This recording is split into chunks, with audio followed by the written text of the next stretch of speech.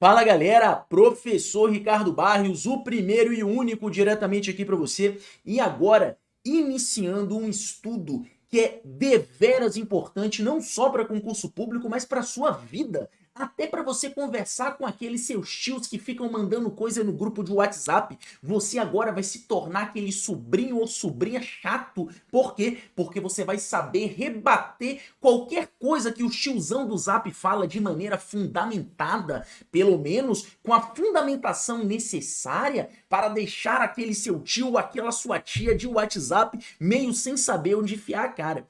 Antes de tudo, pessoal, importantíssimo, esta aula ela é conceitual, não tem lado político. Eu quero que ambos os lados se explodam e meus alunos passem em concurso e se tornem cidadãos mais conscientes, tá bom? Então, vamos que vamos começar falando do conceito de Estado. Eu vou fazer explicações e deixar o material para uma consulta posterior. Pessoal, perceba antes de tudo que o Estado é um ente personalizado de direito público. Como assim? O Estado ele tem um CNPJ, ele é uma pessoa jurídica. Inclusive, quando a gente vai levar isso para o direito administrativo, entende-se desse CNPJ que é a distribuição interna de competências e a desconcentração. Lembra disso? E quando eu crio ou autorizo a criação de outra entidade, eu tenho uma descentralização, situações que não é o objetivo da nossa aula, mas só aí para fazer este link. Agora, do que é formado o Estado?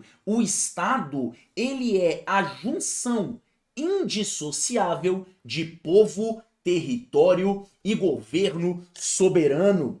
Tem um cara, um cantor, se eu não me engano, cara, nigeriano, chamado Fela Kuti, um dos precursores do Afrobeat, sabe? Calm down, calm down, aquela coisa lá, como é o nome?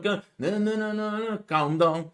Calm down. Não tô ligado como é essa música direito, mas esse Fela Kuti, ele fez uma coisa impressionante. Ele simplesmente juntou todas as mais de 50 esposas, exatamente, mais de 50 esposas. O cara era brabo. Dentro ali de um terreno que ele tinha, um grande terreno, e ele fundou um principado dentro da Nigéria, falando: aqui eu mando, aqui eu tenho povo, aqui eu tenho território, aqui eu tenho meu governo soberano. É claro que isso não deu muito certo, é claro que não é bem assim que funciona, mas para que um Estado se caracterize como tal, é necessário que existam esses três elementos, que exista um povo, que exista um território e exista um governo soberano. A partir daí, vão ter aspectos mais subjetivos, como a cultura daquele povo. Eu estava vendo, por exemplo, um vídeo sobre a Espanha, que na Espanha existem culturas extremamente diferentes entre si e que inclusive têm ideais separatistas, como por exemplo, se eu não me engano, Galícia, bascos, entre outras situações. Parece um pouco aqui com o Brasil, né? Quando você tem ali a região sul de Bonezinho. Vamos parar com isso, né? Região sul de Bonezinho é sacanagem. E eu tenho conhecimento de causa pra falar porque meu pai é gaúcho de Porto Alegre e minha mãe é baiana, então eu sou o meio. E eu sou, obviamente, né, eu não falo muito porque eu sou modesto, eu não gosto de me gabar, eu sou soteropolitano baiano. O simples fato de ser nordestino já é algo incrível para uma pessoa falar de si próprio, né? Vamos combinar. Beleza? Então, pessoal, nós temos aqui, né, que o Estado ele tem autonomia política, ele cria suas próprias decisões, você tem que o Estado é de direito público, entre outras situações. E aqui nós chegamos a um conceito de Estado de Direito. O que significa o Estado de Direito de uma maneira mais conceitual? Significa o seguinte: o mesmo Estado que cria as regras tem a obrigação de segui-las. Imagine que um político ele cria a obrigação que você tem que parar no sinal vermelho, só que ele não para. Ricardo, mas é assim que funciona. Pois é, mas em tese não deveria ser. Um Estado de Direito não existe uma verticalidade dos governantes. Os governantes, eles podem fazer determinadas coisas que a Constituição lhe dá esse direito, né? Ele tem competências e deveres e direitos constitucionais, como por exemplo um foro privilegiado, entre outras situações, mas ele acaba sendo devido à aplicação de todos os outros deveres que nós, meros mortais, tenham. Então as regras que o Estado faz também têm que ser seguidas pelo próprio Estado dentro ali dos limites constitucionais e legais, tá bom? Então, em um Estado de direito, nós temos características como tripartição dos poderes aqui no Brasil, executivo, legislativo e judiciário, a universalidade da jurisdição e a generalização do princípio da legalidade, ou seja, deve haver a legalidade como a regra para todos que existem dentro deste Estado. Tá bom? Prevalece então as normas jurídicas e não a vontade do governante. Até aqui, padrão? Formas de Estado. Pessoal, basicamente nós podemos falar de duas formas de Estado, sendo o Estado unitário e o Estado federado. O Estado unitário é um Estado centralizado. Aqui no Brasil, nós temos uma centralização política em determinadas situações, visto que a capacidade de legislar na maioria dos temas acaba sendo da União. Porém, nós também temos leis estaduais, nós também temos leis municipais, nós também temos competências legislativas estaduais e municipais, apesar de que reduzidas, diferente, por exemplo, do Estado americano. Os Estados Unidos, né, é um Estado federado no qual os estados em si, eles têm muito mais liberdade legislativa. Então lá você tem estados, por exemplo, que permitem a pena de morte e outros estados que não permitem. Aqui no Brasil isso não acontece, visto que, de uma maneira majoritária, a legislação penal ela é privativa da União, tá bom? Apesar disso, nós não estamos em um Estado unitário. Inclusive, depois da Constituição de 1988, ocorreu um processo de municipalização muito acentuado, dando muito poder para os municípios, inclusive colocando-os no status de um ente federado. Hoje nós temos como entes da administração direta União, Estados, Distrito Federal e municípios, certo? Então perceba que nós temos sim um Estado federado, mas não nos mesmos moldes de um Estado como os Estados Unidos, por exemplo. Já o Estado unitário é uma política centralizada, concentrando o poder em uma única força política. Um exemplo é o Uruguai, tá? O Uruguai é um Estado unitário e nós temos aqui o Estado federado, que são descentralizadas. E aqui eu coloquei: o Brasil adotou a forma federativa de Estado. Pessoal, isso, inclusive, é uma cláusula pétrea. O que é uma cláusula pétrea? Cláusula pétrea é aquela que não pode ser mudada, não pode sofrer uma emenda constitucional. Pode acontecer o que for e não tem como o Estado brasileiro deixar de ser federado. A não ser que venha uma nova constituinte e aconteça um monte de coisa. Agora veja só. A forma de Estado federado do Brasil é uma cláusula pétrea. Isso é assunto mais de direito constitucional. Já a forma de governo que é republicano não é uma cláusula pétrea. Ricardo, então pode ser que a gente volte a ter monarquia? Teoricamente pode. Só é bastante difícil. Tá bom? Beleza? Então, vamos lá. Pelo Brasil adotar essa forma federativa, nós temos leis federais, leis estaduais e leis municipais que vão funcionar dentro dos seus limites constitucionais. Agora, aqui tem uma coisa muito importante. Não existe hierarquia entre essas unidades federadas. Como assim? Você não tem uma situação no qual o Estado do Paraná manda no município de Londrina, no qual o Brasil manda no estado da Bahia. Dentro de cada estado existe ali a sua própria autonomia, sendo estado, sendo município. Então perceba que existem limites constitucionais que dão as competências de cada um, mas não existe uma hierarquia. Um não manda no outro. Existe uma vinculação, uma repartição de competências, entre outros quesitos, mas não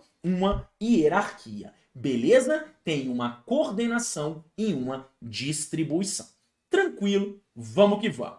Chegamos então nas formas de governo, tá? Lembrando, pessoal, aqui o foco é que você compreenda e lembre-se sempre, Aulas são apresentações do assunto. O que vai fazer você passar em prova é ler seu material, revisar seu material, resumir seu material, se possível, e principalmente fazer muitas questões. Não assista mais essa aula. Assista uma vez, compreenda e parta para a parte burocrática. Leitura, revisão, questão, questão, questão. Tá bom? Então vamos lá. Como nós temos formas de governo, é o Estado, existe, né, pela junção do povo, território e governo soberano, e o governo vai executar, digamos assim, os direcionamentos deste Estado.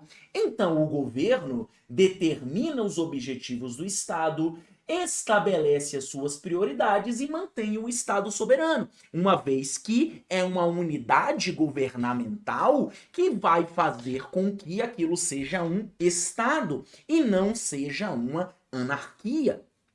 Pessoal, aqui eu não vou falar se eu sou a favor ou sou desfavor, mas se fala muito ultimamente em uma questão de não existir mais governo, que o Estado ele é uma coisa horrorosa e principalmente a frase imposto é roubo. Apesar de isso ter um fundo conceitual, como eu falei, né, eu não vou aqui expressar minha opinião, mas você entende da onde se tira toda essa construção, eu sempre faço a exemplificação de um condomínio. Alguém aqui já morou em condomínio? Ou mora? Independente do condomínio que você more, se é um condomínio de Minha Casa Minha Vida, como que eu morei muitos anos, que são aqueles apartamentozinhos de 2 quartos, 40 metros quadrados, ou um condomínio de luxo, é necessário que todo mundo pague a sua taxa de condomínio. Também é necessário que exista a figura de um síndico, que será responsável por pegar essa taxa de condomínio e efetivamente aplicá-la nas melhorias e na manutenção do mesmo, certo? Caso não exista o pagamento dessas taxas, o que acontece com o condomínio? Caso não exista o síndico, o que acontece com o condomínio? Então perceba que o que nós vivemos na realidade está mais próximo de uma crise de legitimidade do síndico, ou seja, eu pago imposto para dedéu. Para quê? Eu não tenho nada, nada é devolvido para mim, então eu não quero mais pagar imposto, estão me roubando. Agora veja que países como, por exemplo, Suécia, Finlândia, Suíça, claro, eu não estou comparando com o Brasil, têm cargas tributárias extremamente altas, inclusive muito mais altas que as brasileiras.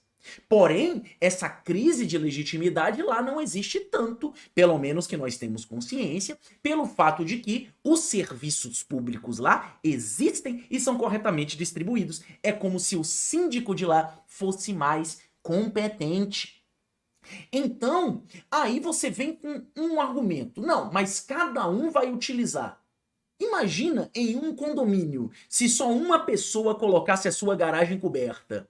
Se só uma pessoa colocasse o seu próprio medidor de gás e não tivesse um gás do condomínio como um todo. Se só uma pessoa pavimentasse de paralelepípedo de asfalto o seu caminho ideal e único e cercasse para andar do seu prédio até fora do condomínio. Cada um investir dentro da sua própria melhoria com a total inobservância e inexistência do Estado não tem uma aplicação prática.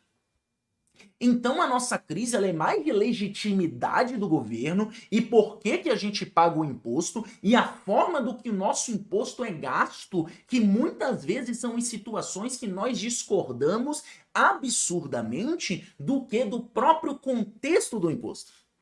Entende? Ricardo, você acha que a gente paga pouco imposto? Óbvio que não. Eu odeio pagar imposto. Eu não queria pagar imposto. Eu acho que a gente paga imposto pra caramba. Aqui é uma questão de reflexão para você compreender como é que funciona a máquina estatal. Certo? Beleza? Show de bola. Então vamos lá. A função do governo é uma função política. E aqui nós temos uma divisão interessante que é a administração em sentido amplo e em sentido estrito. Vamos imaginar o seguinte, o que é o Detran em sentido amplo? O Detran que todo mundo conhece. Existe o Código de Trânsito Brasileiro e existe o Detran, que de certa maneira ele usa ali como base o Código de Trânsito Brasileiro e ele libera com forma nas autoescolas ali, por intermédio das autoescolas, tal, a sua carteira de habilitação. Isso é sentido amplo. Lei, Detran, carteira de habilitação.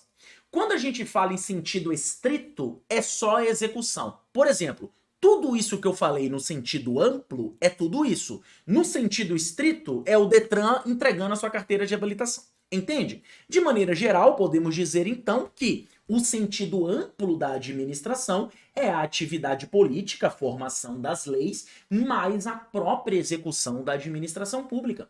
Enquanto em sentido estrito é a mera execução da administração pública. Tá bom? Também nós temos aqui a visão de Estado e governo. Eita, botei Estado aqui. É Estado, né? Estado. O X aqui veio para cá, né? O governo é um elemento formador do Estado e não se confunde com esse. Ou seja, governo é governo, Estado é Estado. O governo, como já foi falado, direciona os objetivos estatais, tá bom? E em tudo na administração pública, no direito administrativo, entre tudo isso que se fala, nós temos o seguinte: nós temos o quem faz é o sentido subjetivo. Então, se eu falo a administração pública em sentido subjetivo, eu estou me referindo a quem faz. Essa aula em sentido subjetivo, Ricardo está dando essa aula. Em sentido objetivo, a aula é a materialização dessa objetividade da prestação, tá bom? Então perceba que quando eu quero o sentido subjetivo, eu pergunto quem faz, e quando eu quero o sentido objetivo, eu pergunto o que faz. Certo? Beleza? Show de bola! E vamos para onde? Vamos para frente.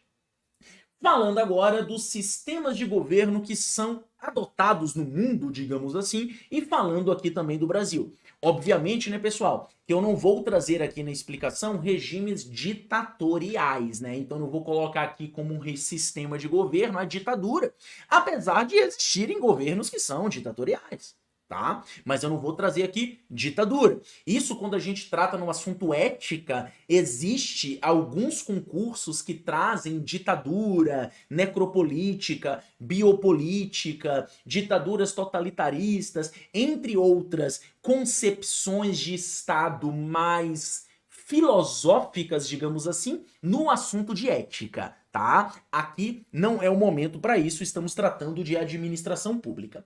Então vamos lá. O que é o sistema presidencialista? O sistema presidencialista, ele é o que nós vivemos. Nós elegemos um presidente, esse presidente ou presidenta ou presidente, a presidente, você fala da maneira que você achar melhor, eu não sou professor de português, ele vai ou ela vai nos governar por um período determinado e pode ou não haver reeleição. Olha que coisa interessante. Vocês sabiam que a Constituição, da maneira que ela foi feita, não permitia a reeleição de presidente? Sabia disso? Só que Fernando Henrique Cardoso, quando ele estava no poder, de 94 a 98, ele falou, não, eu quero ficar mais. Então agora pode reeleição. Então houve uma manobra política para permitir reeleição. Então a reeleição aqui no sistema presidencialista brasileiro, ela não foi pensada assim, desde a promulgação dessa Constituição de 88 ou nas anteriores. Eu não vou saber falar bem das anteriores, mas não me parece o caso. A reeleição, de uma maneira assim constitucional, de uma maneira por normas eleitorais, ela aconteceu no primeiro mandato de Fernando Henrique Cardoso para justificar um segundo mandato, tá bom? Então, o sistema presidencialista é esse. Pessoal, olha que coisa interessante. Aqui falaram uma coisa que falou o seguinte, a gente paga imposto para patrocinar as viagens do Nine, né? Que seria Lula lá em alusão aos Nine Fingers, os 9 dedos ali que ele tem. E isso é uma coisa muito boa. Pagar a viagem dele? Não. Saber que ele está viajando. Saber que ele gasta o nosso dinheiro. A indignação é uma consequência positiva do sistema presidencialista.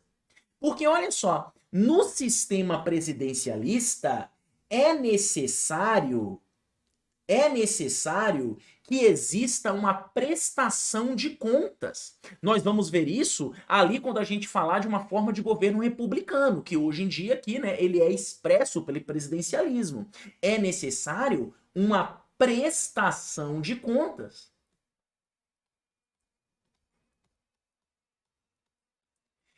Logo que o governo Lula entrou, houve aquele escândalo que comprou cama, não sei o quê, uns móvel caro. Cara, já parou para imaginar que há 10 anos atrás a gente nem sabia disso?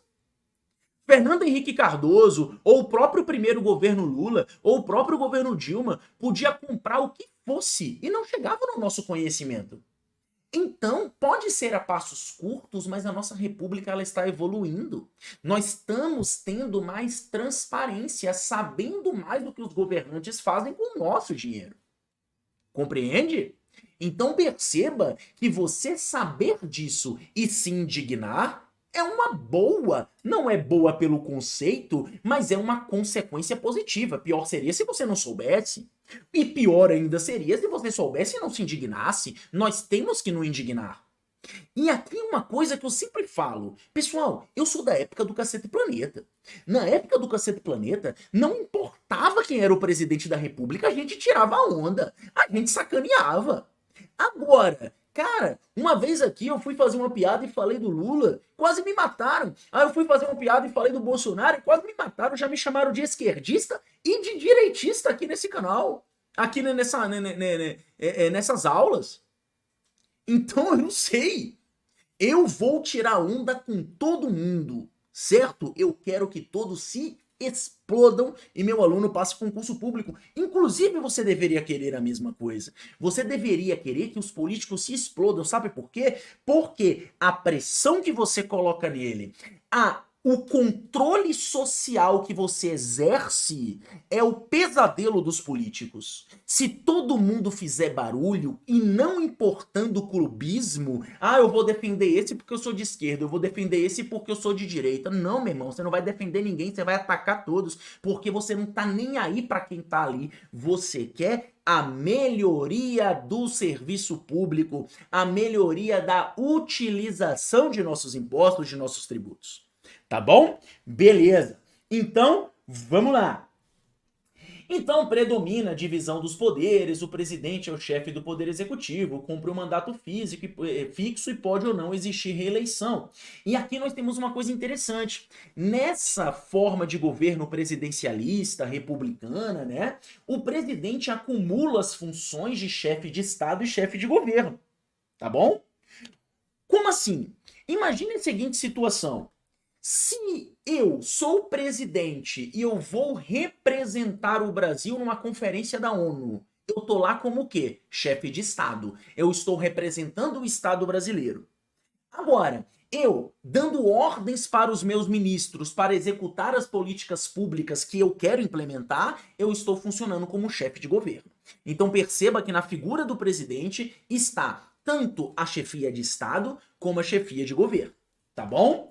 Nesse sistema, o poder legislativo não pode ser dissolvido. Como assim? O presidente não pode meter o loucão e falar, tá vendo esse Congresso Nacional aqui? Vai todo mundo para casa e faz eleições de novo para chamar o Congresso inteiro de novo aí. Isso não pode acontecer na nossa forma presidencialista de governo.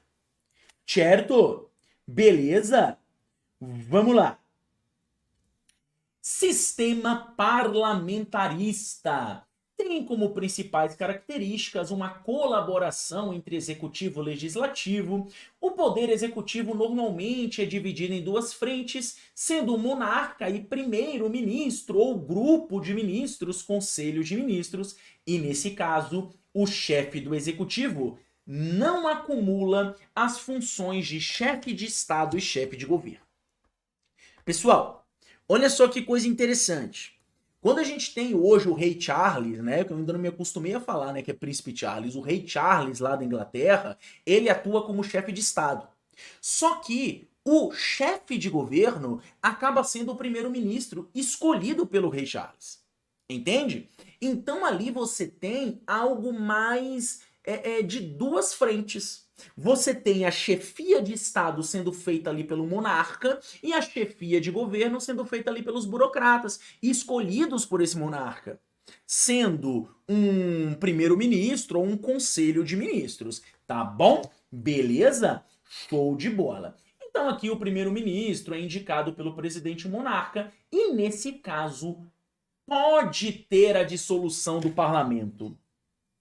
Eu não sei se eu vou falar certo, cara, isso que eu vou falar agora, que me fugiu aqui quem é exatamente, mas se eu não me engano foi na Espanha. A Espanha é uma monarquia, tá, parlamentarista, se eu não me engano, não sei se é bem a Espanha agora, e dissolveu, foi esse ano agora de 2024, dissolveu o parlamento e chamou todo mundo de novo, eleição de novo e dane-se. Não sei se foi agora em 2024 ou finalzinho de 2023. Imagina, os congressos tudo que tá aí, Sergião Berranteiro... Eita maravilha, olha, Maria do Rosário, Malafaia, quem mais, rapaz? Do Kim Kataguiri eu gosto. Eu acho ele um bom deputado. Eu acho, ele fala umas coisas legais. Também gosto da Tabata Amaral. Pra ninguém falar aí que ela tá de direita e ela tá de esquerda, eu gosto também. Tá? Gosto desses dois aí, que eu me lembrei aqui. Tá? Esses dois eu salvo da dissolução. Agora, fora isso, meu irmão, tem uma galera lá que, pelo amor de Deus, né? Pelo amor de Deus, o brasileiro que vai votar assim, para com isso. Para com esse negócio. Então, nessas situações parlamentaristas, pode haver uma dissolução do Congresso. Vai todo mundo embora e a gente vai ter novas eleições ou então novas escolhas aí, né, de deputados, digamos assim. Foi na França, né? Exatamente. É verdade, foi na França, foi na França. Então, vamos lá.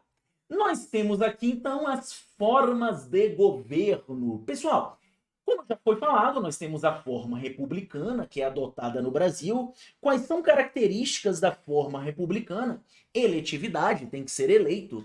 Temporalidade do exercício, aqui no Brasil são 4 anos, né? Podendo haver uma reeleição por mais 4 anos. Lembrando que senadores são 8 anos, né? Então, senadores são 8 anos aí, né? Mas aqui a gente está falando de chefe de governo, beleza? Nós temos a representatividade popular, tá? Temos a representatividade popular e a responsabilidade do governante, tá bom? Tranquilo? Show de bola. Então veja que na forma republicana pressupõe-se a prestação de contas do governante, diferente da monarquia. Na monarquia nós temos a hereditariedade, a vitaliciedade, inexistência de representatividade popular e irresponsabilidade do governante. Pessoal, vamos lá. Ricardo, eu sei e me indigno quando o atual presidente Lula, ele faz um jantar e gasta R$1.000 num jantar, ele sozinho, eu fico puto. Eu não sei o preço do chá que o rei da Inglaterra toma. E se eu soubesse, fosse inglês, eu não poderia falar nada sobre. Por quê? Porque ele não deve me prestar contas. Ricardo, então é melhor a república do que a monarquia? Depende. A gente não pode esquecer, pessoal, que países extremamente desenvolvidos, eles são monárquicos, tá? Se eu não me engano, Suécia é monarquia, Dinamarca é monarquia, Mônaco é monarquia. E também tem países extremamente subdesenvolvidos que também são monarquias, como vários exemplos de países africanos. Certo? É uma coisa interessante, pessoal, porque a gente costuma sempre pegar exemplos que nos convêm. Por exemplo, tá brotando um monte de gente falando que teve aí uma pesquisa de QI, o QI médio do brasileiro é 83, né? E que, inclusive, alguns símios, alguns primatas bem treinados apresentam um QI médio maior do que 83. Então se falou, meu Deus do céu, não tem jeito bostinho, tá? Porém, essa visão ela é bastante enviesada. A gente não viu que, na realidade, nós ficamos entre a maior média da América do Sul. E a gente não viu uma coisa também muito interessante que ninguém falou. Você sabe qual é o 10º maior QI do mundo? Coreia do Norte. E aí? Então é melhor estudar na Coreia do Norte do que aqui? É melhor viver na Coreia do Norte do que aqui? Ninguém falou que o 10º maior do mundo com a média acima de 100 pontos é Coreia do Norte. Ninguém falou que a gente está na frente de Bolívia, Equador e basicamente todos os países daqui da América do Sul, da África e de muitos países até da Ásia. Como Indonésia, se eu não me engano, por exemplo. Ninguém falou isso. Então, nós temos uma visão muito enviesada de várias coisas que nos convêm. É muito importante você se despir de favoritismo, ser impessoal, para que você consiga olhar para os dados de uma maneira concreta e real. Entende? Beleza? Então, a monarquia é boa? Depende.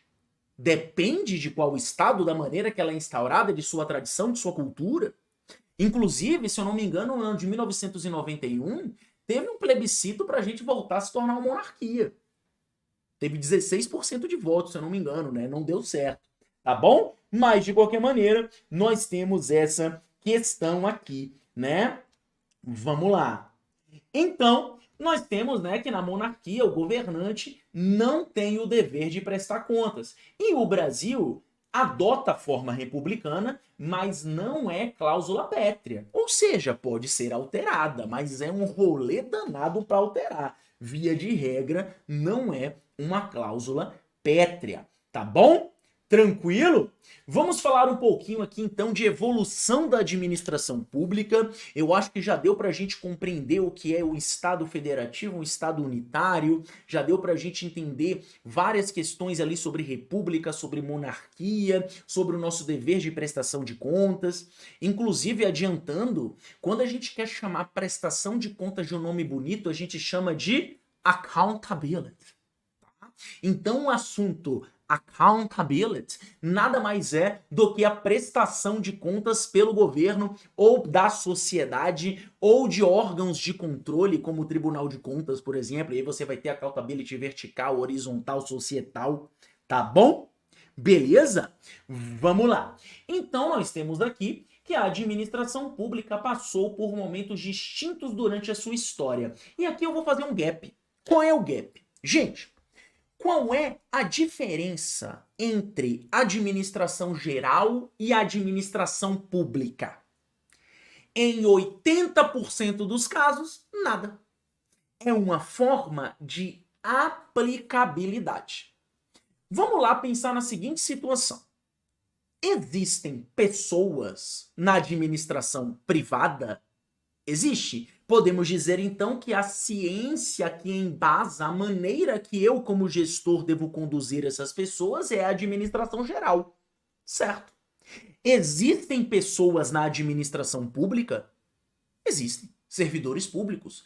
A maneira que eu vou gerir essas pessoas, ela é fundamentalmente diferente da forma que eu devo gerir essas pessoas numa administração privada? Não. Ela tem adaptações. Eu tenho adaptações na forma de remunerar, de avaliar, de punir, de forma diferente nessas duas situações. É o que nós chamamos de convergências e divergências entre administração pública e privada. Então, na minha visão de professor de administração, para mim é tudo uma matéria só. É a administração geral e pública. Ricardo, mas tem coisa que é só administração geral e só administração pública? Olha, que é só administração geral é difícil, porque tudo da administração geral se aplica à administração pública. Então, a gestão por processos, ela é da administração geral, mas tem processo na administração pública. Você vai ver em vários editais de administração pública, gestão por processos e gestão de projetos. Agora, políticas públicas, evolução da administração pública, isso pode ser visto como próprio do assunto administração pública. Só que é algo introdutório. Entende? Quando a gente vai estudar políticas públicas, por exemplo, acaba sendo até um assunto à parte. Você vê muitos concursos com a matéria políticas públicas, fora de administração pública. Então, você estudando a administração geral, você acaba estudando 80, 90% da administração pública e vice-versa. Desde que você estude o assunto todo, né? Não vai pegar um editalzinho ali de administração pública que tem 3 tópicos e achar que toda a administração geral tá ali. Não, mas na prática é a mesma coisa. É uma diferença de aplicabilidade. Porém, esse assunto aqui você só vai achar na administração pública, até porque o nome disso é evolução da administração pública. Beleza? Tranquilo? Show de bola. Então aqui você vai ter determinadas coisas, certo? Não tem como o assunto evolução da administração pública ser de administração geral, mas quando a gente fala, por exemplo, de estrutura organizacional, que é um assunto assim bem qualquer, né? Na administração pública você tem a departamentalização, você tem a administração funcional, você tem a administração por equipes, atomizada. Na administração geral também. Você tem processo lá, tem processo aqui, tem projeto lá, tem projeto aqui, tem tudo a mesma coisa. É tudo a mesma coisa, tá? Só que tem umas coisinhas que é só da administração pública. Como, por exemplo, isso aqui, que é um negocinho. Beleza? Pessoal, vamos lá. Eu vou fazer aqui um resumo para vocês e depois a gente vai dar uma lida. Vem comigo. Nós temos esses 3 momentos na administração pública: patrimonialista, burocrática e gerencial. Vou fazer aqui um compiladão para depois a gente dar uma lida. Beleza? Certa feita, existia um feudo. Esse feudo tinha ali um rei. E nesse rei, a gente não pode dizer que existia muito uma administração pública, existia um sistema de vassalagem. Ou seja, eu sou o rei, eu sou aqui o dono do feudo, né? Não sou o rei, né? Mas sou aqui o dono do feudo, eu sou Lorde Ricardo Barrios, tá? E vocês aqui são meus vassalos, então vocês me plantam aí, a gente come aqui, eu tenho o direito da prima noche, né? Essas fitas todas aí desses filmes medieval, de Game of Thrones, né? De HBO, e aí beleza, show de bola. Houve, então, uma transição para esse regime mais capitalista que nós conhecemos, e nesse regime capitalista que superou o feudalismo, começou, então, a surgir algumas lideranças que acabaram sendo muito baseadas no feudo. Você acha que o senhor feudal ali perdeu sua autoridade porque veio um vendedor de pimenta, né? Que era lá as especiarias da burguesia e disse que ele não vai ser mais dono de feudo. Não, meio que acabou ali, né? Mantendo as estruturas de poder e tudo mais. E aí essa galera começou a administrar, né? E aí se tornou regentes, etc., monarcas, e foi havendo essa transição com o tempo. Quando a gente fala, por exemplo, de Brasil colônia, né? Quando a gente se lembra ali de Dom Pedro II, ali de 1800 até a proclamação da República, nós não temos bem ali um regime feudal, é ainda um resquício das capitanias hereditárias, mas nós não temos um regime feudal assim nos moldes europeus, tá? Beleza. Então, nessa época, funcionava da seguinte forma: você é meu brother, eu sou o rei. Você é meu brother? Sou. Massa. Então, meu irmão, se você matar alguém, se preocupe não, porque o juiz quem manda sou eu. E se eu mando no juiz, se você matar alguém não dá nada não, tá? Outra coisa, você gostou daquela terra ali? Gostei, é tua. É minha? Tô dizendo, porra, é tua. É a velha Parságada. Vou-me embora para Parságada, lá sou amigo do rei, terei a mulher que eu quero na cama que escolherei. Isso era a administração pública patrimonialista. O rei, ele não tinha a gerência da coisa pública. Tudo era dele. Não era assim, ah não, tem um sistema de saúde para a população. Não, a saúde é para mim. A população que se estrepe. Não se diferenciava a coisa pública da coisa privada. Isso evoluiu e aí chegou um cidadão, um estudioso chamado Max Weber, e ele pensou o seguinte: espera lá, isso aqui tá errado. Tem que ter ordem nesse bagulho. Tem que fazer um negócio bonitinho, regulamentado, escrito, ajustado. Eu vou deixar isso tudo regulamentado e eu vou dar um nome para isso de burocracia. Então, a administração burocrática, ela veio para superar a administração patrimonialista. Infelizmente, até hoje nós temos várias práticas patrimonialistas no Brasil e no mundo, apesar de não era mais para ter, mas nós temos, infelizmente. Porém, o objetivo da administração burocrática foi botar ordem na casa, acabar com o sistema patrimonialista de gestão. Eis que o mundo ele começa a evoluir, ele começa a ficar mais globalizado e não tem mais como fazer tudo bonitinho, certinho como era na burocracia. Então, a administração pública se apoia na burocracia e mantém vários de seus pontos e então começa-se uma visão mais gerencial. É nessa visão que os conceitos da administração privada ganham bastante importância. É o que nós chamamos das convergências da administração pública e privada. Agora perceba que coisa importante. A administração gerencial, ela não veio para acabar com a administração burocrática. Não, ela veio para corrigir as disfunções da administração burocrática, trazendo mais eficiência, eficácia e efetividade para a administração pública. Então veja a diferença. A patrimonialista era uma bosta, a administração pública burocrática chegou para eliminar, extirpar a patrimonialista, não conseguiu até hoje. E a administração pública gerencial não veio para extirpar a burocrática, veio para corrigir as disfunções e ter uma visão mais voltada para resultados. Então, pessoal, quando você fala de gestão por resultados, a base é a administração gerencial. Governo participativo, a base é a administração gerencial. Convergências da administração pública e privada, a base é a administração gerencial. Ou seja, sem este conceito da administração pública, você não desenvolve estudo da mesma.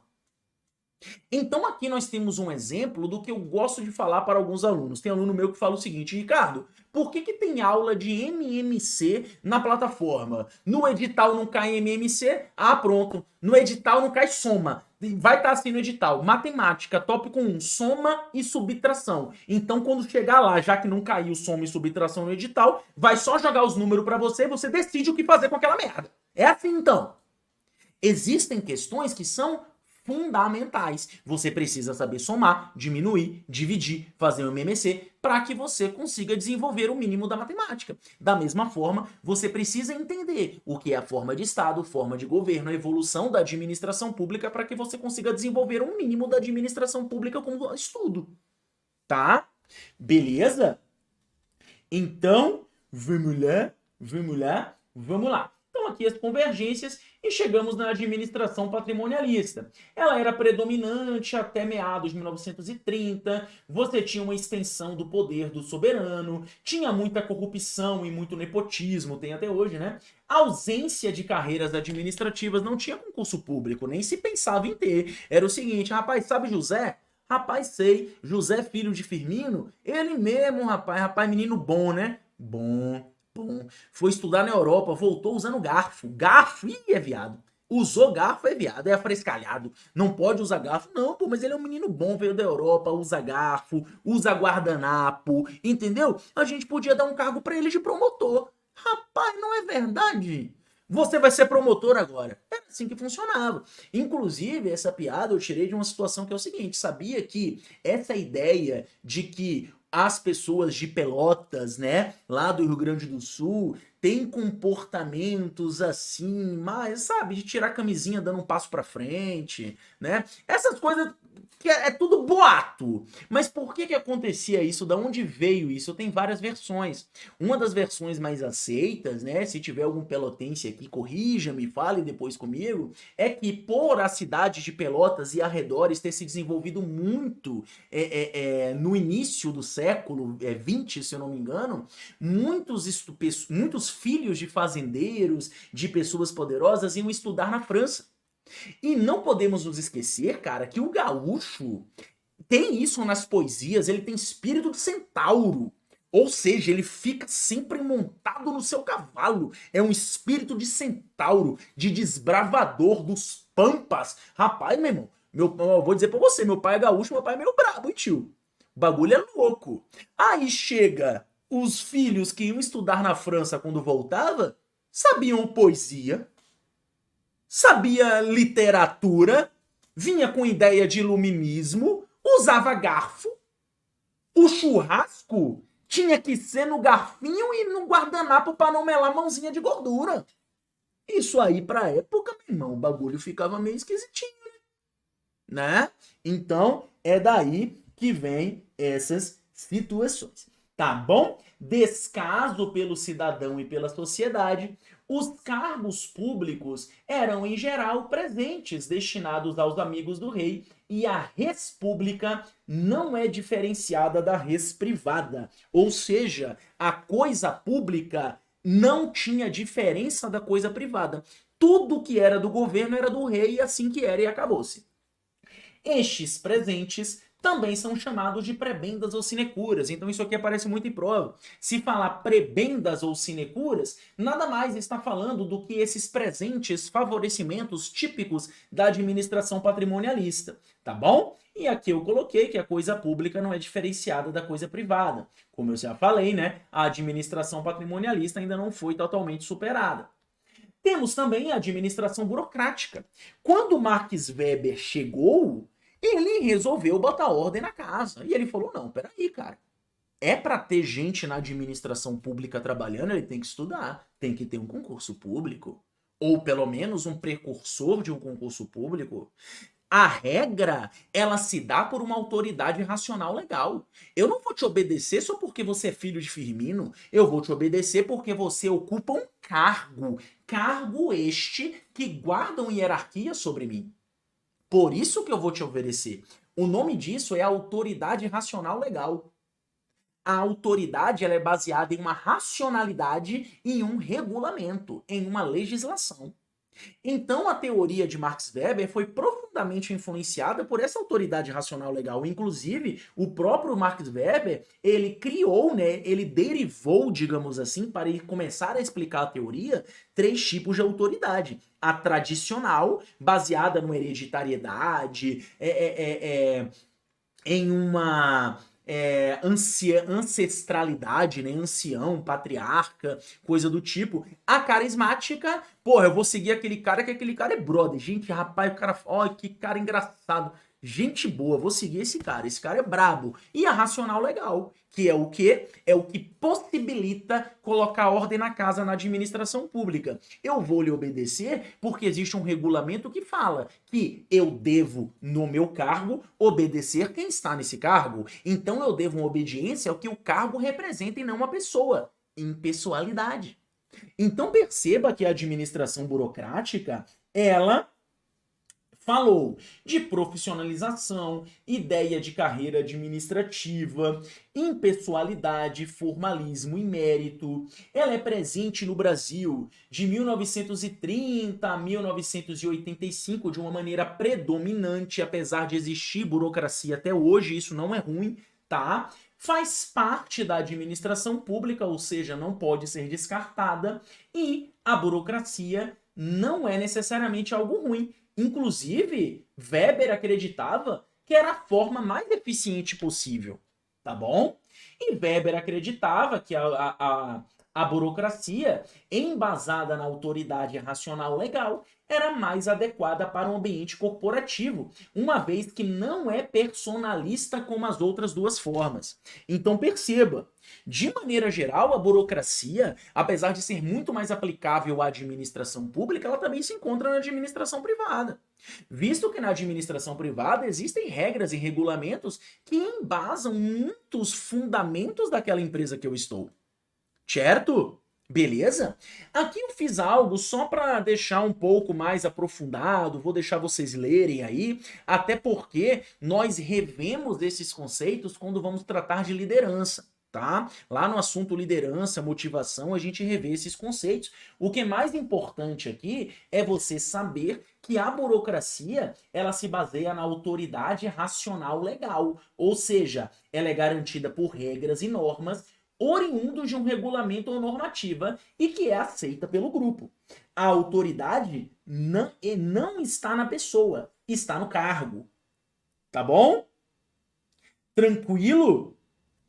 Show de bola e vamos para frente. Só que você tem as disfunções. Pessoal, as disfunções da burocracia é o que deu para esse modo de organização o nome que a gente conhece como burocracia, tá? E qual é essa disfunção? Cara, você vê isso muito no serviço público, principalmente os antigões. É o seguinte, pera lá, eu sigo regra. A minha regra fala que eu devo fazer isso. Se eu devo fazer isso, então significa que qualquer outra coisa que esteja diante do meu nariz eu não posso fazer. Ou seja, isso dá uma rigidez à estrutura administrativa que não é compatível com a realidade. Pessoal, eu já vi cada coisa no serviço público que vocês não têm noção. Tem servidor que é melhor deixar pra lá, falar, beleza, então vai, faz o que você quiser aí. Porque não tem muito o que fazer, tá? Então, nós temos como disfunções internalização das regras, excesso de formalismo e papelório, resistência às mudanças, categorização exagerada, isso é isso é aquilo, resistência às mudanças, é desse jeito, nada pode mudar, se mudar vai ser o fim do mundo, muito formal, muito papel, super conformidade, as regras se tornam absolutas e rígidas, a autoridade ela fica muito acentuada, uma vez que vai se tornando difícil diferenciar a pessoa do cargo, e uma dificuldade de atendimento ao público. Qualquer um que já precisou dos serviços de nosso amado Detran tá ligado, né? Eu uso o Detran, que é uma coisa que meio que todo mundo uma hora vai ter que ter o serviço do Detran. Bagulho não é louco não. Certo? Tranquilo? Show de bola. Perceba, as disfunções da administração pública criam uma fama de burocracia. Beleza. Eis que o Estado, ele pensa o seguinte, cara, olha só, vamos pensar na seguinte coisa.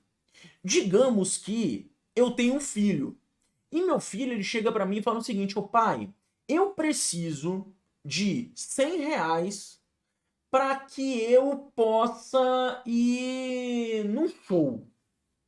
Beleza. Tranquilo. Nós temos duas acepções disso. A primeira, tá bom, peraí, eu vou lhe dar 100 reais. Quanto que você vai gastar no transporte até o show? Ó, no transporte até o show, eu vou gastar 20 reais, que eu vou de Uber. Massa. Então eu quero a prestação de conta desses 20 reais. Qual é a outra coisa de bebida? Não, bebida, pai, eu vou beber, eu bebo pouco. Eu vou beber 30 reais. Massa, então eu quero a prestação de contas. Me traz as notinhas. O que você vai gastar lá de tal coisa? Tal, massa. E de tal coisa, tal. Percebe que isso deixa muito rígido? A burocracia se preocupa com o processo, com a eficiência. Eficiência é uma dimensão interna. É fazer mais com menos. É uma dimensão do processo. Na administração gerencial funciona assim. Ô filhão, se ligue. Você quer 100 conto pra ir no show? É? Tá, tó, pum. No dia seguinte aí, foi pro show? Foi. Tinha as gatas? Tinha. Conta pro pai. Fala pro pai aí como é que foi. Fala pro pai que o pai tá com saudade dessas paradas aí. Conta pro pai, vai. Cola no pai que é sucesso. É isso que é administração gerencial.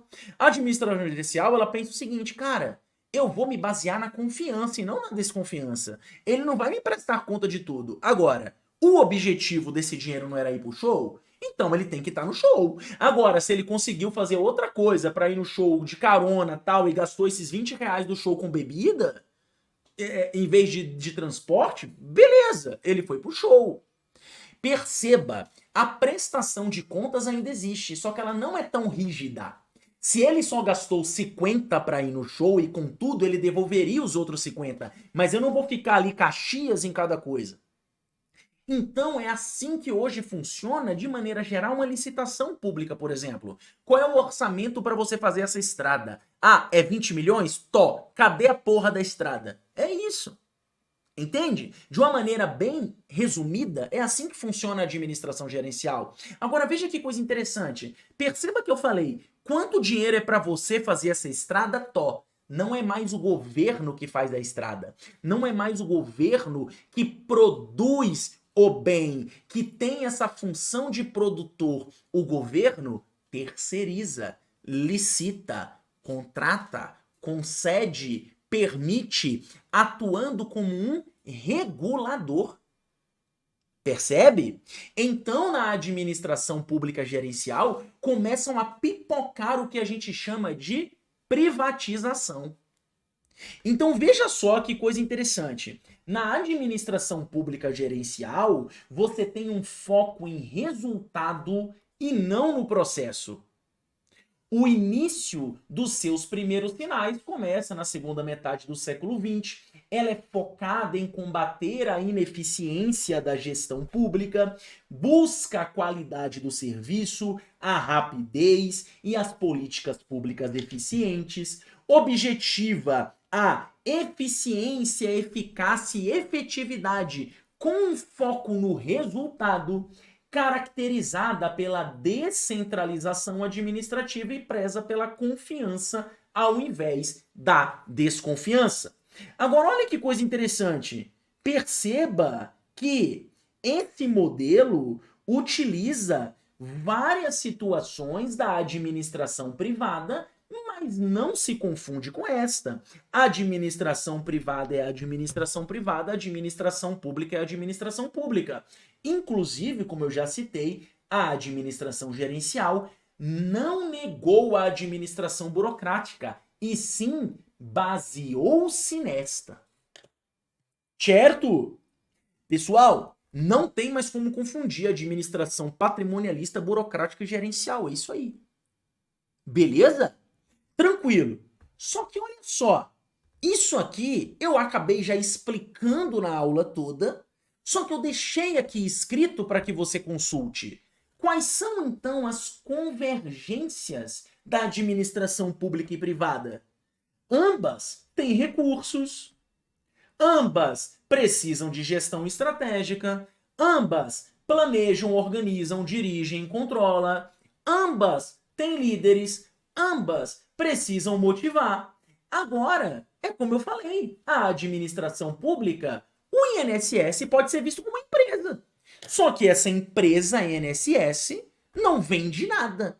A sua prestação, o seu objetivo é o cidadão. É prestar um serviço ao cidadão e não vender um serviço. Entende? Continuando, ambas têm projetos e têm processos, ambas têm que se preocupar com sustentabilidade social e ambiental. Ou seja, isso é a convergência. É tudo o que a gente já viu no porquê a administração pública e a administração geral é a mesma coisa, de uma maneira prática.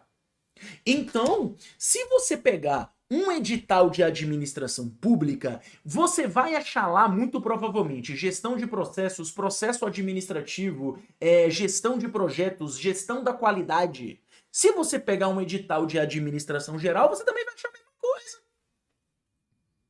Agora, existem situações como evolução da administração pública que você vai achar em editais de administração pública. E existem situações como evolução da administração, saindo lá da Fordista, da de Taylor, até a administração sistêmica e contingencial, você acaba encontrando mais na administração geral, apesar de ser aplicável à administração pública também.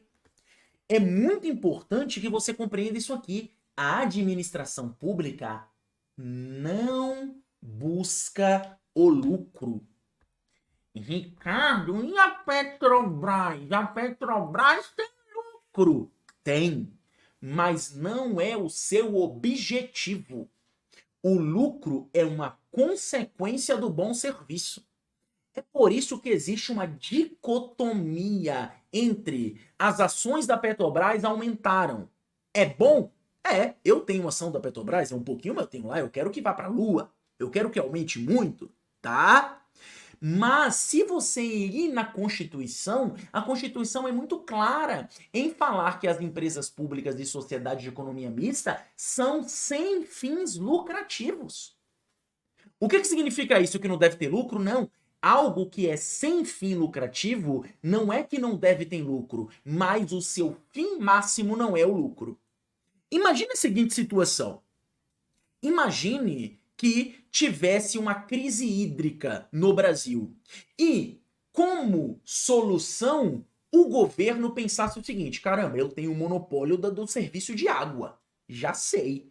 Acabou meus problemas. Agora eu vou ter dinheiro pro resto da vida. Eu vou colocar 1 litro de água a R$ 20. Gostou? Gostou. Não gostou? Tome banho na cuia. Vou enriquecer. Hahaha, levei vantagem. O governo não faz isso. Teoricamente. Isso não significa que, sei lá, a Sanepar não tenha lucro. A Sanepar tem lucro. Mas o lucro não é o objetivo primordial. Outra coisa, imagina o governo pensando assim: cara, eu tenho um monte de tubulação naquele bairro. Um monte de gasto, o bairro é longe pra caramba. Ei, peraí. Aqui no centro, eu gasto 100 de tubulação e tenho um lucro de 1.000. Lá na periferia, eu gasto 100 de tubulação e não tenho lucro. Eu tenho um prejuízo de 50, porque ela usa pouca água. Já sei, vou cortar a tubulação de lá, vou tirar tudo e colocar aqui. Não, por quê? Porque isso seria visar o lucro. Um restaurante, por exemplo. O que um restaurante faz? Bom, um restaurante chique eu vou abrir aqui no centro. Por quê? Porque se eu abrir lá na periferia não vai ter público. Tá errado? Não, tá certo. É a lógica do lucro. É a lógica da administração privada. A administração pública não visa o lucro. É por isso que muita gente fala que a privatização é algo muito melindroso. Por quê? Porque quando você constrói uma empresa pública, constrói com que dinheiro? Com o do povo. O povo que vai pagar por meio de seus impostos a construção e a manutenção de uma empresa pública. E quando você privatiza? Isso que o povo construiu vai dar lucro para quem? Para o capital privado.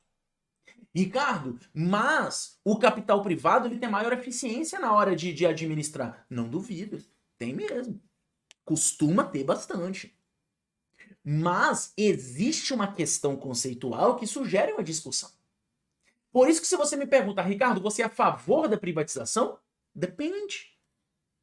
Existem situações que se mostram boas, como a telefonia, por exemplo, sair das mãos do Estado, e existem situações que eu acho que foi uma puta burrice, como, por exemplo, a da Vale do Rio Doce. Hoje a Vale do Rio Doce vale bilhões, um monte de dinheiro, o Brasil é um polo de minério e todo o lucro vai pra puta que pariu. Não fica no Brasil. Mas também se ficasse no Brasil, nossos políticos iam enfiar no fiofó. Então, entende essa, entendeu? A crise é de legitimidade. Entende? Se todos os políticos do Brasil fossem honestos, a privatização de qualquer coisa seria uma puta burrice. Tá? Pensa assim. Beleza? Vamos lá. Então aqui, né, nós temos que a gestão pública e a gestão privada têm cada uma missão cuja finalidade é dar foco e coerência às ações dessas organizações, né, e determinar seu campo de atuação. Por outro lado, nós temos as divergências. Quais são as divergências? A gestão pública é orientada para o bem-estar. A gestão privada é dotada para objetivos econômicos e financeiros. A administração pública remunera o serviço indiretamente por meio dos tributos, enquanto na gestão privada os clientes pagam pelo serviço prestado. Isso aqui, cara, tem uma complicação muito grande, até filosófica. Porque pense comigo, eu pago uma taxa de iluminação pública, isso é um mínimo, e não tem um poste na frente da minha casa. Isso é uma coisa mínima pra gente pensar. Só que tem poste em tudo que é lugar. Imagina essa situação. Eu não vou pagar mais isso e ninguém mais paga. Se eu quiser um poste na frente da minha casa, eu coloco. Então, se eu quiser e meu vizinho não quiser, meu outro vizinho não quiser, vai ficar uma rua só com poste. Aí a rua toda fica escura, mas minha casa fica iluminada. Ótimo, os bandidos vão ver minha casa que tá iluminada. Entende? O grande problema da legitimidade, um dos grandes problemas, de uma maneira macroeconômica de pagar o tributo, é que esse tributo, na grande maioria das vezes, nós não percebemos de maneira direta a contraprestação, por isso que é pago. E é por isso que se fala, no Brasil a gente paga um monte de imposto, só que eu boto meu filho em colégio particular. Eu não vou no SUS, eu praticamente não uso o SUS. Entende? Já na administração privada isso é mais fácil. Eu quero um relógio de 20 mil reais. Eu juntei 20 mil reais porque eu quero comprar a porra de um relógio, nunca vou entender a pira. Eu vou lá então comprei uma porra de um relógio. Pronto, eu comprei, tá aqui. Olha que legal o relógio.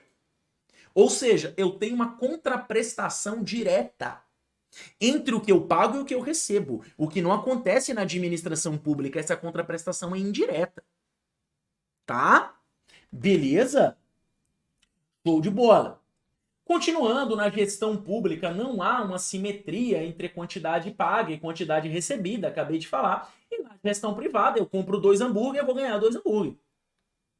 As atividades públicas normalmente tendem a ser monopolistas, por exemplo, tende, né? Não é sempre. Você tem aqui no Brasil que explora petróleo de uma maneira mais determinante a Petrobras, que água é sempre um monopólio, eletricidade na maioria das vezes, tal, não sei o quê. Então você tem isso na atividade pública. Na gestão privada, a regra é competitividade e livre concorrência. Outra coisa importante é que na administração pública você pode fazer apenas o que a lei permite e na administração privada pode fazer tudo o que a lei não proíbe. Por exemplo, digamos que na administração pública fale o seguinte: você só pode usar camisa preta ou cinza. Ricardo, eu vou usar um azul. Não pode, mas é ilegal? É. Por quê? Porque não tem escrito na lei que você pode usar camisa azul. Então, na administração pública, você só pode fazer o que está escrito na lei. Na administração privada, funciona assim, ó. Você não pode usar camisa roxa. O resto, você usa o que você quiser. Então, na administração privada, você conhece o que é proibido. O que não for proibido é permitido. Na administração pública, você só faz o que é permitido. Tudo aquilo que não for expressamente permitido é proibido. Tá? Tranquilo? Show de bola! E chegamos então no empreendedorismo governamental. Pessoal, o que é empreender? Empreender é transformar sonhos em ideias, ideias em atos e atos em fatos. Empreender é tirar algo que está no plano da imaginação e tornar concreto. Empreender é realizar. Empreender é focar num resultado diferente, uma nova solução. Ou seja, pessoal, o empreendedorismo governamental nada mais é do que uma convergência da administração pública e privada focada no âmbito da administração pública na administração gerencial, que tem foco no resultado. Então, né, envolve a criação de valor para os cidadãos, a partir da geração de novos recursos ou da melhor utilização de recursos públicos e privados. Sendo assim, pode-se dizer que uma organização empreendedora busca oportunidades, né? Nessas oportunidades terá o foco no cidadão, cliente, na sociedade, porque é a administração pública. O nível de empreendedorismo de uma organização é dependente do nível de empreendedorismo de seus membros. Então perceba, se eu tenho servidores públicos com uma veia empreendedora, significa que eu vou ter um ambiente mais propício a novas soluções para problemas antigos, ou a novas soluções para novos problemas.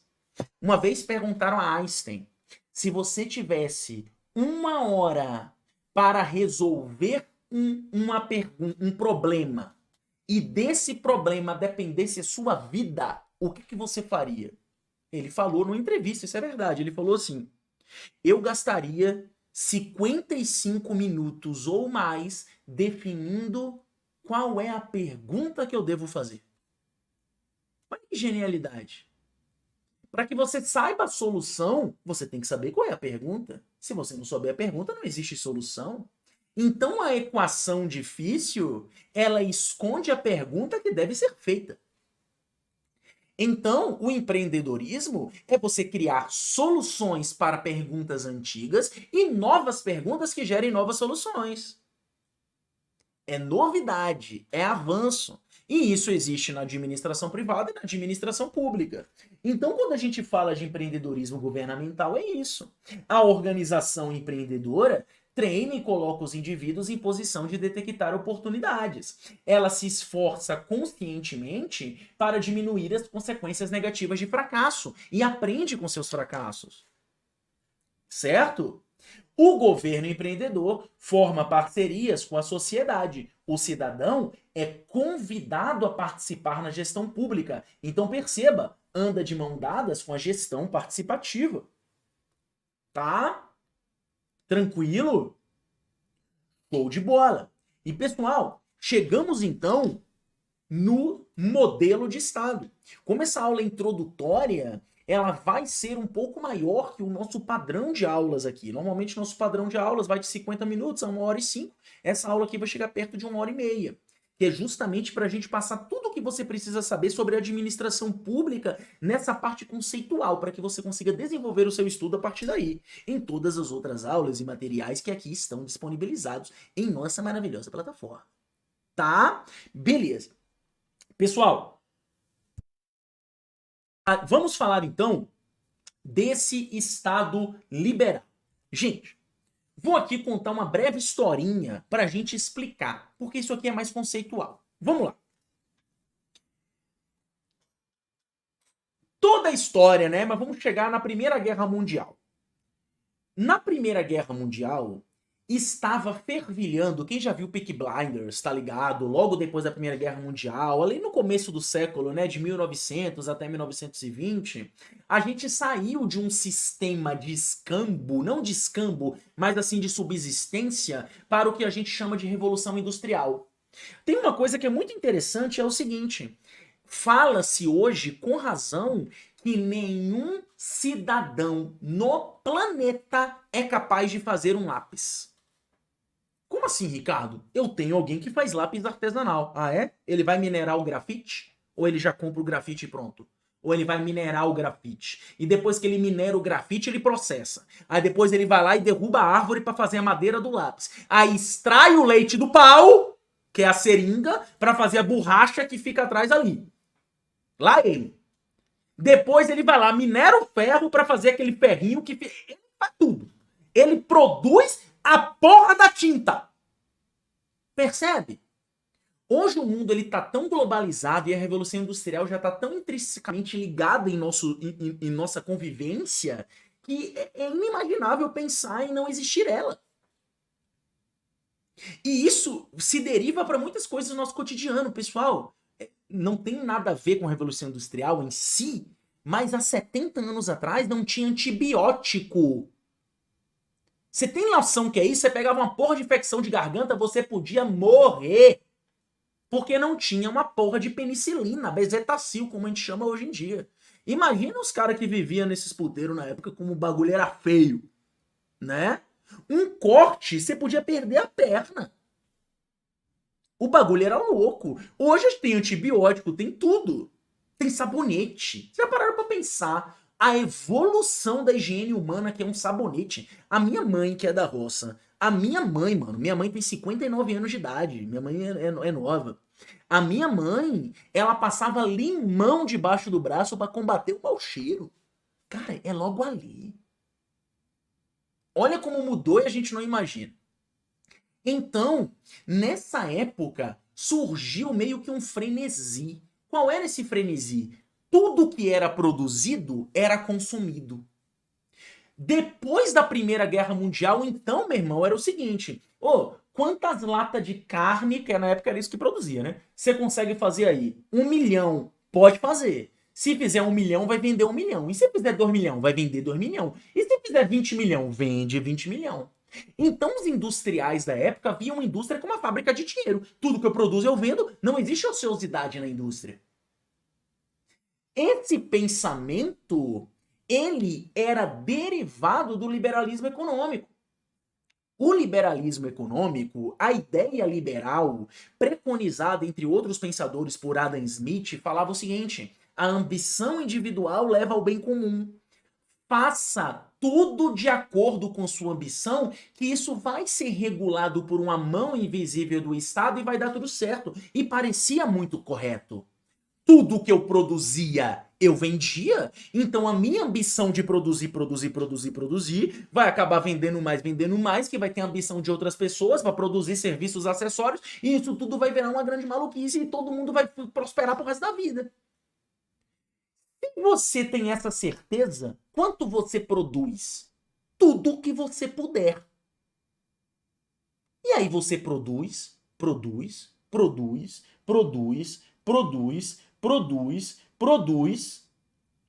e aí você pega e pensa o seguinte: calma lá. Isso aqui eu não vendi do mês passado. Do mês passado tá aqui tudo parado e eu não vendi isso aqui. Não, mas peraí. Eu também não vendi isso aqui, outro não. Tá aqui tudo parado e não vendi também.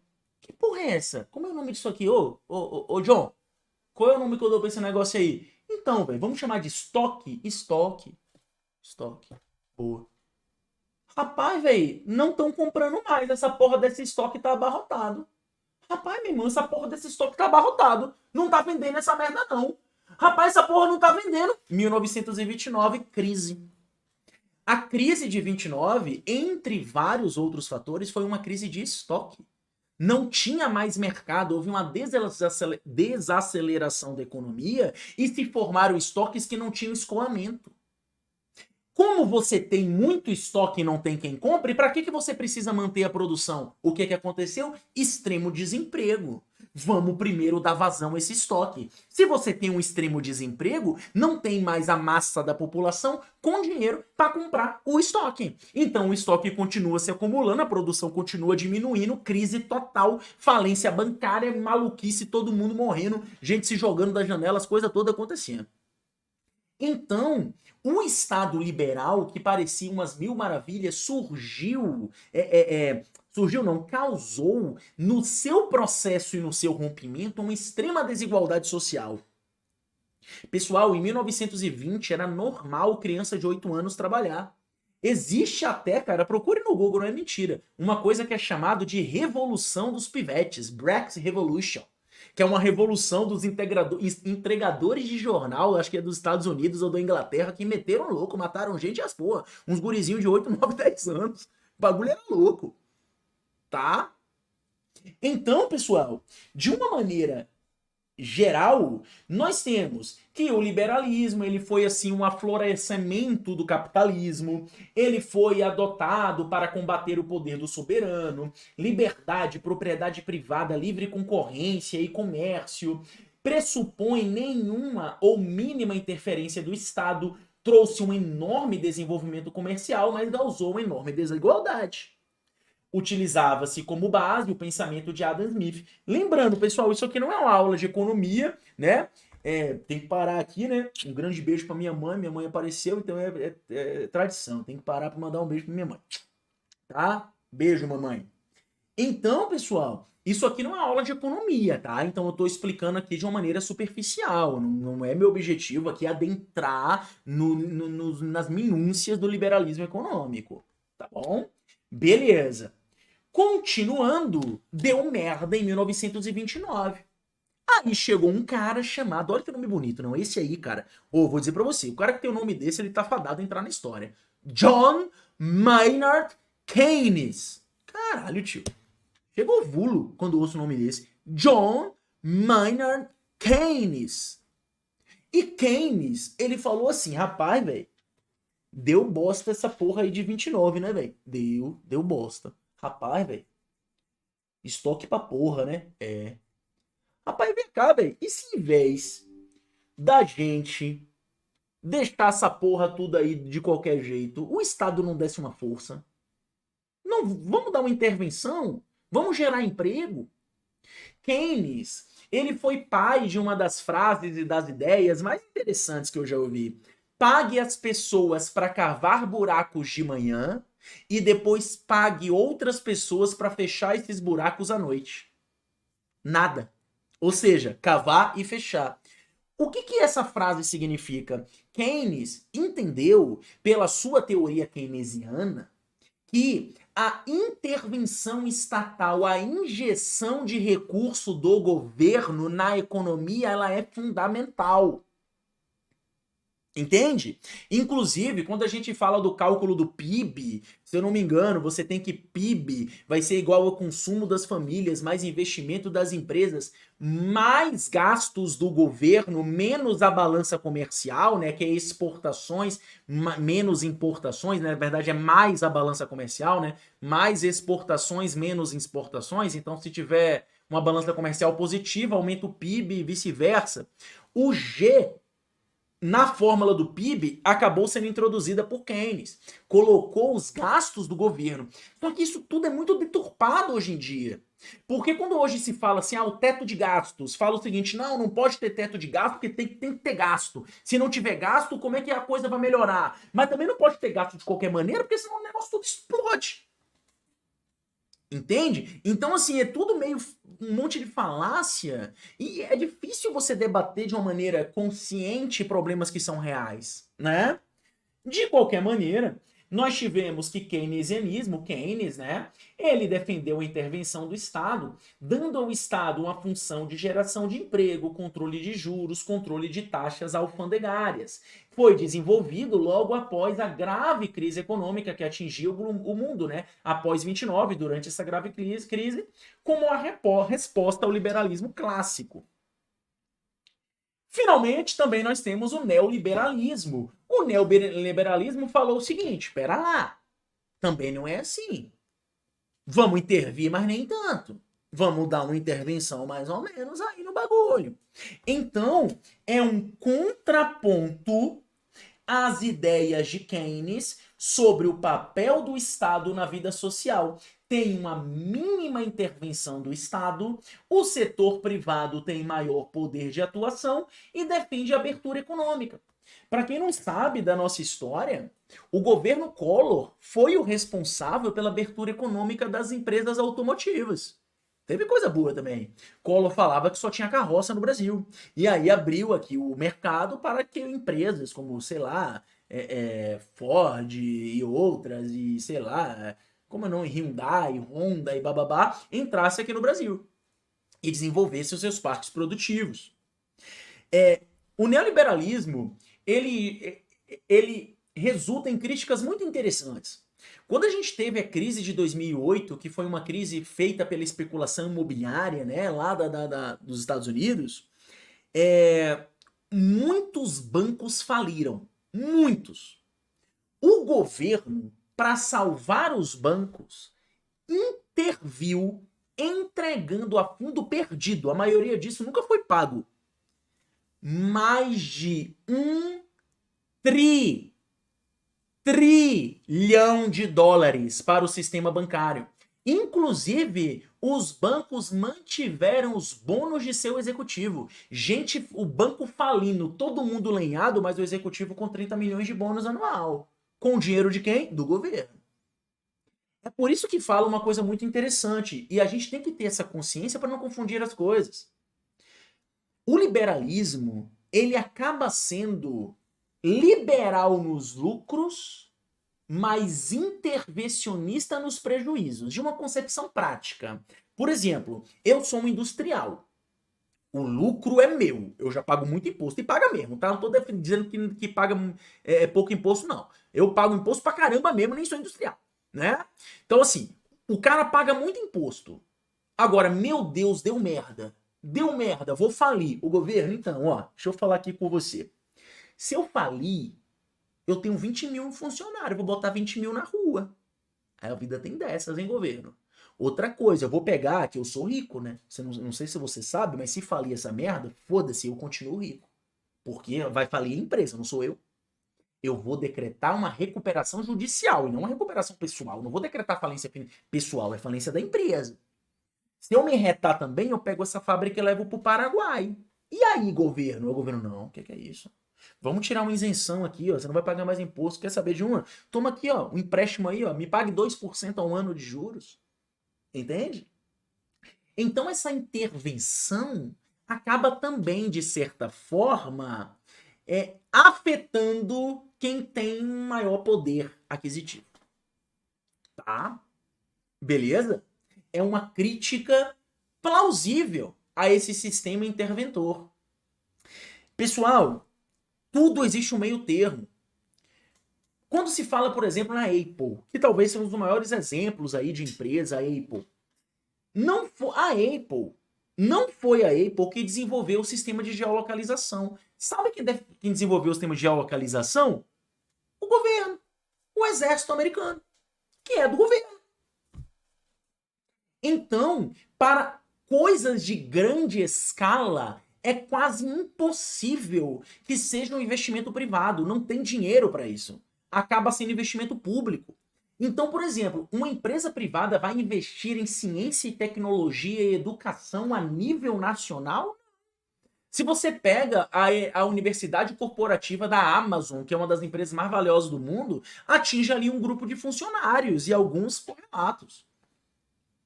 Então, tem que existir o desenvolvimento empresarial e econômico, mas também tem que existir o desenvolvimento do Estado. É como eu falo, a gente vive uma crise de legitimidade, porque o Estado só faz merda com o nosso dinheiro, porra.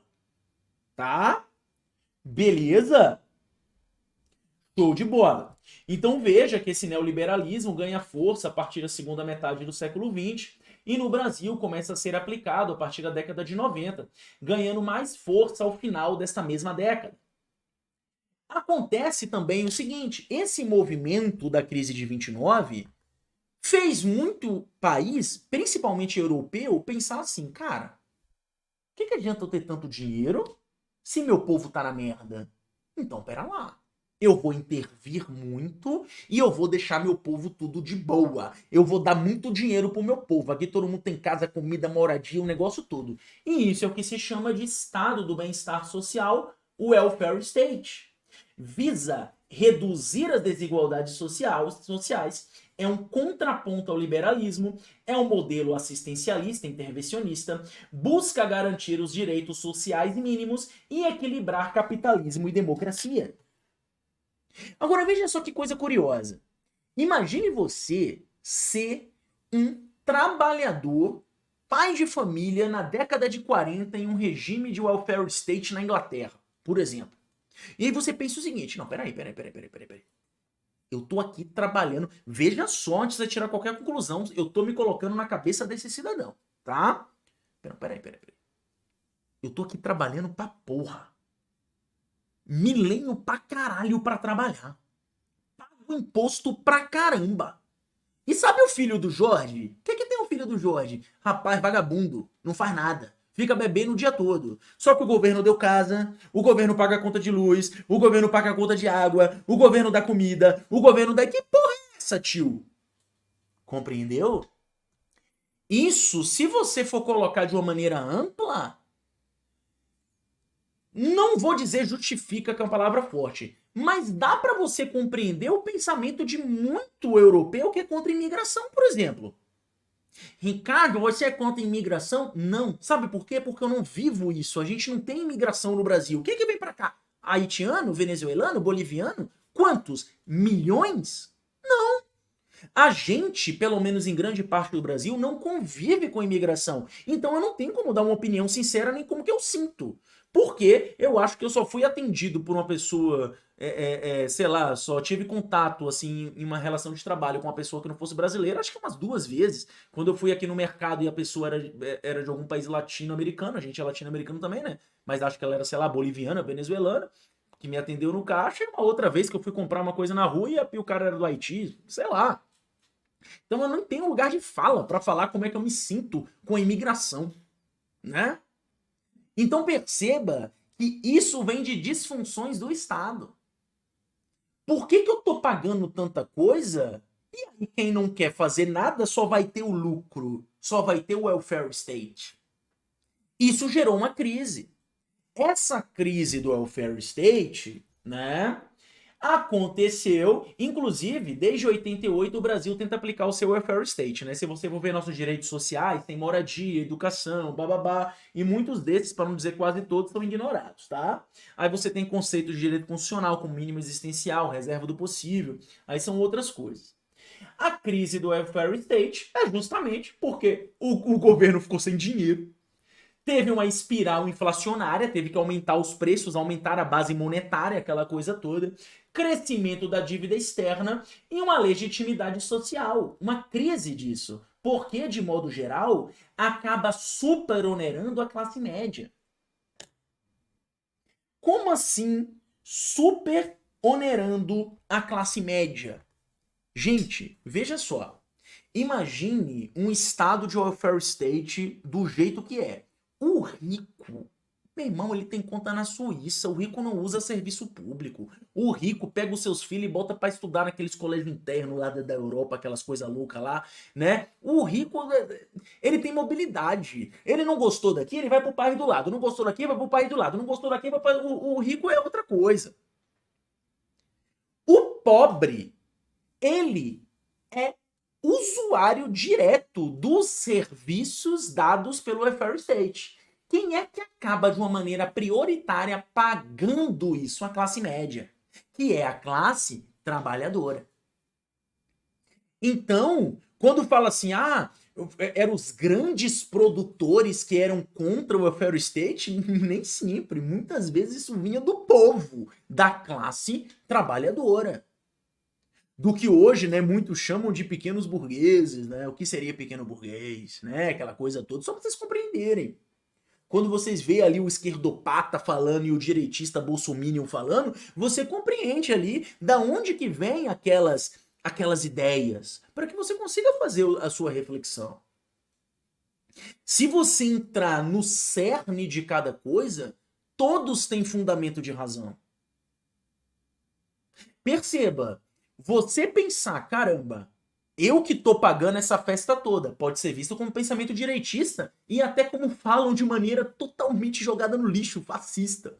Fascismo. O cara que, sei lá, quer comprar uma porra de uma arma, chamam de fascismo. Fascista, pelo amor de Deus, né? Beleza. Esse é o direitista. Aí, se o cara fala, não, pô, beleza, você paga, mas olha, tem gente pobre, gente lenhada, a gente tem que dar, tem que ter serviço público de qualidade para esse pessoal. Esse cara é esquerdista. Ou seja, ambos têm argumentos extremamente sensatos, mas a massa define um como direitista e outro como esquerdista. Mas você não. Você vai refletir, vai pensar, vai absorver e vai falar, peraí. O patriota do caminhão, ele tem motivo, mas, meu irmão, ninguém se joga na frente do caminhão sem motivo. Ele tem motivo para ficar ali no caminhão. Alguma coisa no âmago daquele cidadão justifica isso. E um esquerdopata lá de Universidade Federal, né? O menino lá, a menina lá, esquisito, que tem cabelo embaixo do braço, a menina, também tem seu motivo para ser assim. Tem um motivo fundamentado. Isso que é interessante, você começar a compreender a fundamentação dos dois lados.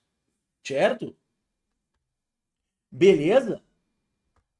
Então, pessoal, chegamos no estado regulador, que é o que tem uma presença indireta do Estado, tendo essa presença como fundamental. O estado regulador é a nossa administração gerencial, tá? Onde o Estado não é mais produtivo, ele não faz mais a estrada, ele paga alguém para fazer a estrada. O foco é em fomento, em regulação, e existe uma tendência a privatizações. O Brasil, atualmente, caracteriza por ser um Estado regulador. Certo? Pessoal, inclusive, bom levantar uma discussão. Historicamente falando, a imigração no Brasil ela é muito diferente de outras imigrações que a gente vê. A imigração no Brasil ela foi, de certa forma, encomendada. Houve um processo, isso realmente não tem como negar. Houve um processo, uma tentativa de embranquecimento brasileiro. Isso é fato. Isso tinha em tirinha.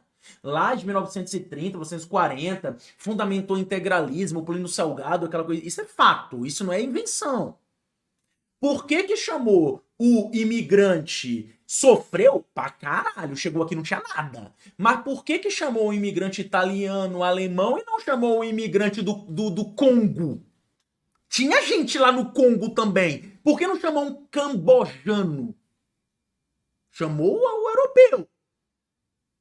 Chamou o japonês.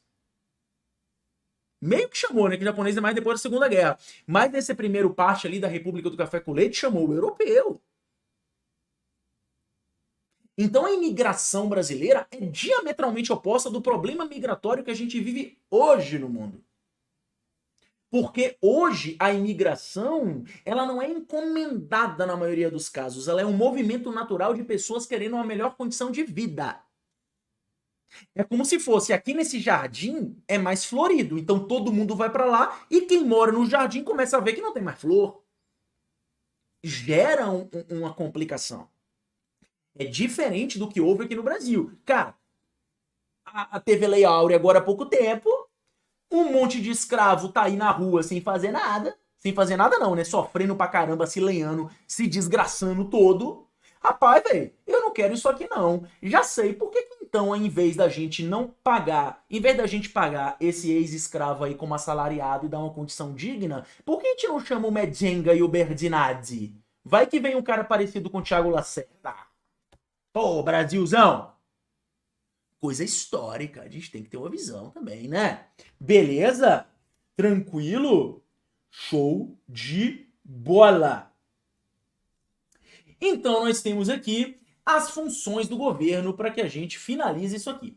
Pessoal, basicamente nós temos a função alocativa, a função distributiva e a função estabilizadora. Basicamente, o que é isso? A função alocativa é quando o governo aloca recursos, construção de rodovias, serviços de segurança, educação e saúde.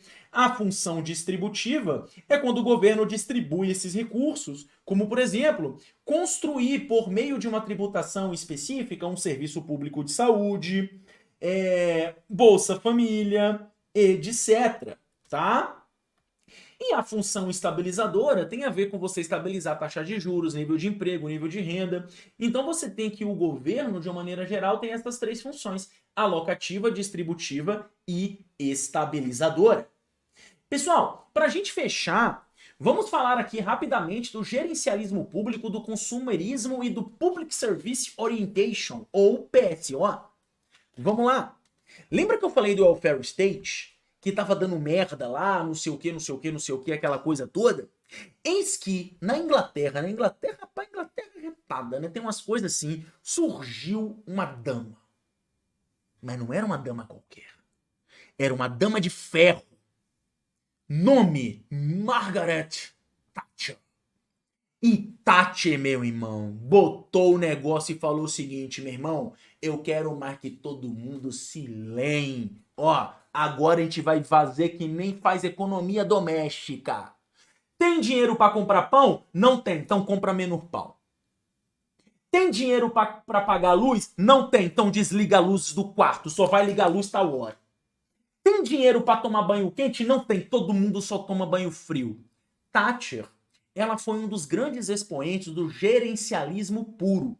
O gerencialismo puro, como ele foi concebido, ele tem o objetivo de economizar, superando a crise fiscal. O que faz para isso? Demite gente pra caramba, reduz gasto pra porra, privatiza e desregulamenta um monte de merda. Quem acaba se lenhando? O povo. E aí entra uma dicotomia. Vai fazer o quê então? Deixa tudo se explodir? Tá sem dinheiro. Ah, ótimo. Vamos imprimir mais moeda para gastar mais dinheiro, dane-se a inflação. Joga essa porra para frente. Pega empréstimo, joga para frente. Uma hora você tem que cortar gasto. Só que cortar gasto dentro da sua família é mais fácil. Agora imagina você cortar gastos quando esses gastos é saúde do povo, educação do povo, alimentação de qualidade, um monte de coisa. Então, Margaret Thatcher, ela teve essa visão gerencialista, meu irmão, ela é odiada por muita gente, é reverenciada por muita gente. De certa maneira, houve uma superação da crise fiscal na Inglaterra, que se implantava graças ao welfare state. E teve uma coisa com o minerador, ela simplesmente fechou os postos de mineração, não tem mais por que minerar carvão mineral, só que tinha lá mineradores a geração, tataravô do cara era minerador, era os 7 anões lá que minerava, Lance, agora não minera mais, vai fazer outra coisa. Então ela era arretada. É por isso que não tem lado certo. Uma coisa que foi um contraponto muito importante a Margaret Thatcher para os sindicatos. Então os sindicatos eles têm uma grande função.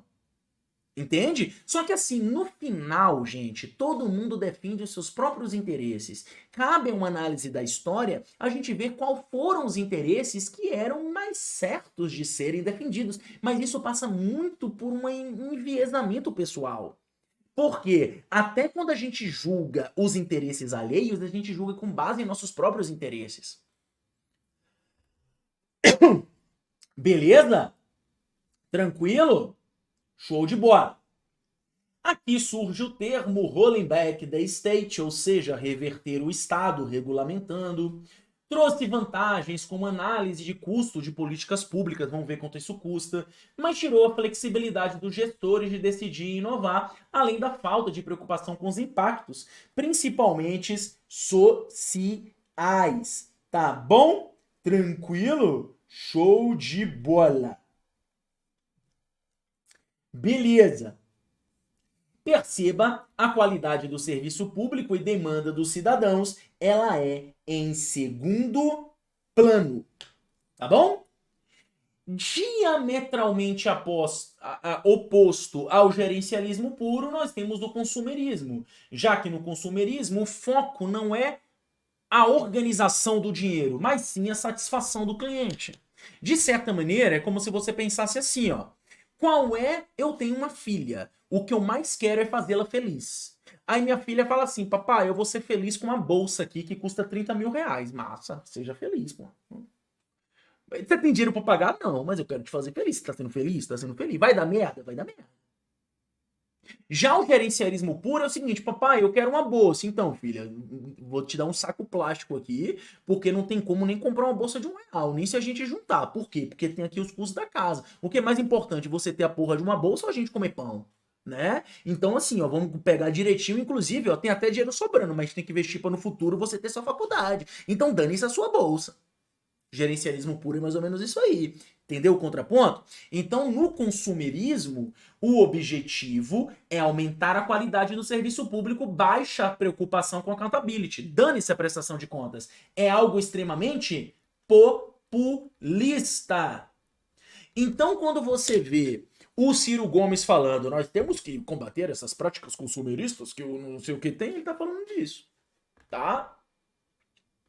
Chegamos então ao que é o meio disso tudo, que é o Public Service Orientation, ou seja, PSO, que é o modelo mais atual da nova gestão pública. Então, quando se fala nova gestão pública, a gente está falando disso aqui também. Onde você tem uma preocupação com equidade e justiça social. É um meio termo.